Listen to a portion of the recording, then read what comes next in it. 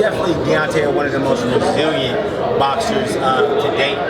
We've seen you in so many different situations, overcoming adversity.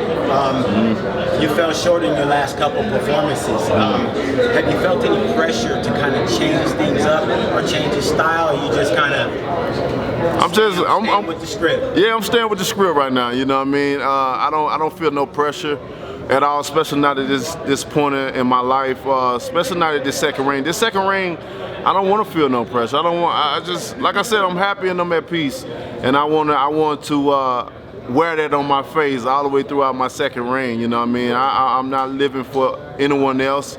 You know, I'm living for myself and my family. You know what I mean? I ran my career like I've wanted it, and I'm gonna do it within the second ring as well. You know, to get up in that square ring, it takes a lot to train your body to prepare for one night. You know what I mean? One fight, it takes a lot, you know, and with that being said, that was the biggest sacrifice that I had to give up, coming back with my family. I had got all my family, we had a meeting, all 8 of my children. I'm like, how y'all feel about daddy coming back? You know, I got to get the confirmation from them because we had such a great time, you know, being outside of the ring and being able to do what I do, that we was everywhere. We was traveling, we were doing the things that we want to do. But I asked the kids, and I also asked my wife, how y'all feel?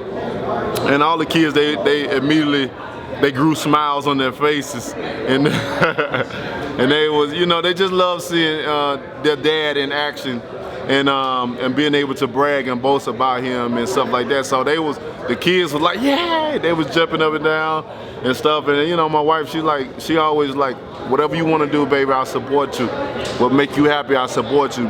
And when you have a loving family like that that'll support you no matter what, I mean, the sky's the limit, you know what I mean? And to be able to have them in a part of this business, you know, it allows me to approach things differently with a different mindset. And definitely with this ring, I'm the happiest I've ever been in my life. I think also due to the success that I've been able to obtain within the business of boxing, and also obtaining the statue as well. You know what I mean? That right there is amazing, to be young, be a young walking living legend. You know what I mean? And because most of the time most of the time when you get your flowers, you're dead. You can't smell them, you can't enjoy them, you can't really receive it. You know what I mean? But my reciprocation of receiving my statue, man, it was just amazing with me.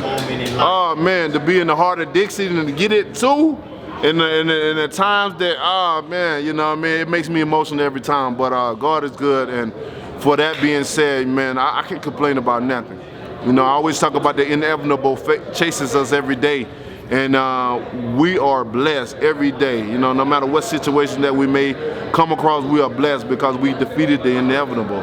So as we wake, we get an opportunity every day to provide our greatness to our service. And Deontay, you brought up the inevitable, and I want to ask you about something that we all thought about 3 or 4 years ago that was inevitable. And that was Deontay Wilder versus Anthony Joshua. I knew it, you was going to say it. For all the marbles, Deontay, tell me,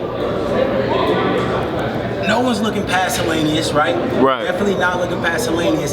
But what is Deontay Wilder's level of interest of fighting what seems like to be a well-spirited now Anthony Joshua, if you guys were to get together? I mean, we're all in the heavyweight division. At the end of the day, I have a lot of people ask me that question about Joshua, about a lot of other guys, you know, definitely about Joshua. Man, I think the main thing has been Joshua.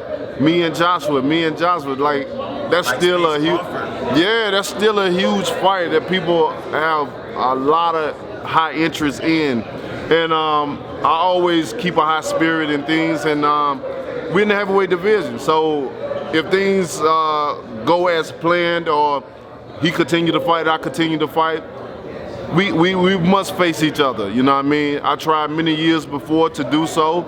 I wasn't successful in getting that done, but you know, it's a different time, you know what I mean? And hopefully we can. Time, different motivations. Come on. Maybe things kind of change out. Let me ask you, on the other side of the heavyweight division, a well-known rival to yourself, Tyson Fury and Oleksandr Usyk, who recently has brought your name up in conversation, kind of issuing an open-ended challenge if things don't go right with him and Tyson Fury.